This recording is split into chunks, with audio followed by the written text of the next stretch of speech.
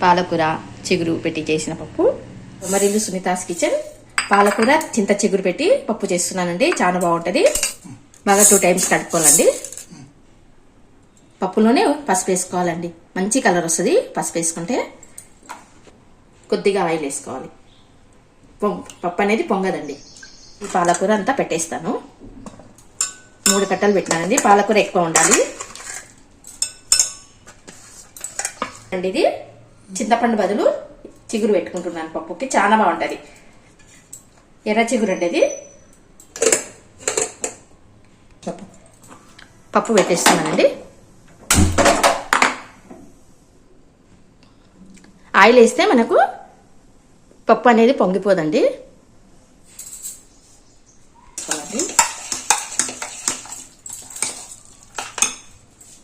కొంచెం వాటర్ వేసి పప్పు గుర్తి వెజిటబుల్స్ వస్తున్నాయి. అంతా మెత్తగా అయిపోయి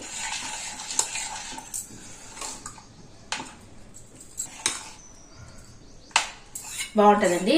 పాలకూరలో చిగురు వేసి చేస్తే.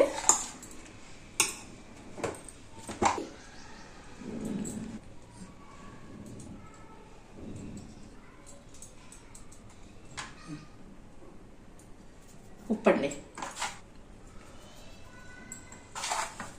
స్పూన్ అండి. సునీత ఎందుకు ఎక్కువ వేస్తుందబ్బా అనుకోకండి. చిన్న స్పూన్లు, చాలా చిన్నవండి. చూడండి ఎంత చిన్నగా ఉన్నాయో.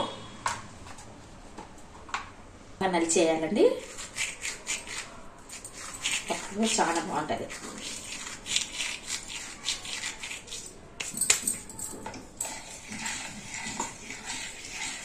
అంత కలిపేసి మంచి స్టవ్ మీద పెడతానండి. కొంచెం బాగా మగ్గించుకోవాలండి. మగ్గించుకున్న తర్వాత పోపు వేయాలండి.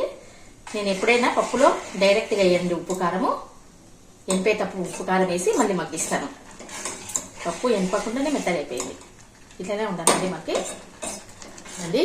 బాగా కొంచెం మా వారికి ఇచ్చి చూశాను. పులుపు సరిగిపోయింది అన్నారు. చిగురు వేస్తే చాలా బాగుందండి. పాలకూర చిగురు చింతపండు పెట్టకుండా చిగురు వేసాను. బాగా మగ్గిందండి కారము.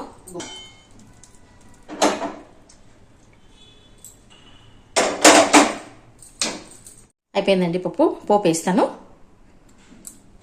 కొంచెం పోపు ఆయిల్ కొద్దిగా వేస్తే బాగుంటుంది.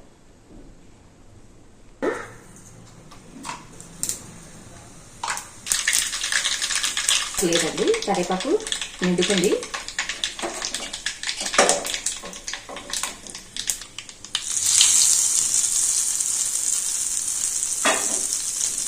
వేస్తాను. కరివేపాకు నిండుకుందండి. జీలకర్ర ఆవాలు మినపప్పు వేసాను. మినపప్పు లేదండి, జీలకర్ర ఆవాలు ఒట్టి మిర్చి. మినపప్పు వేయనండి నేను తిరువాతలకి, ఎందుకంటే మెత్తగా అయిపోతాయి కదా, వేడికి తినబుద్ధి కాదు పోపు. జీలకర్ర ఆవాలు అయితే చేతికి తీసుకొని తింటానండి నేనైతే. చాలా టేస్ట్ ఉంటాయి.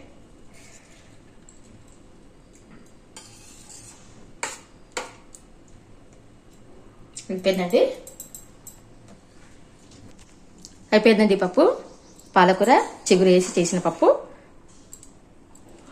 ఇలా ట్రై చేయండి. పప్పు చాలా బాగుంటుందండి. ఎప్పుడు ఒకటేలా ఉండకూడదండి పప్పు. పాలకూరలో చింతపండు బదులు చిగురు పెట్టి చేసినాను.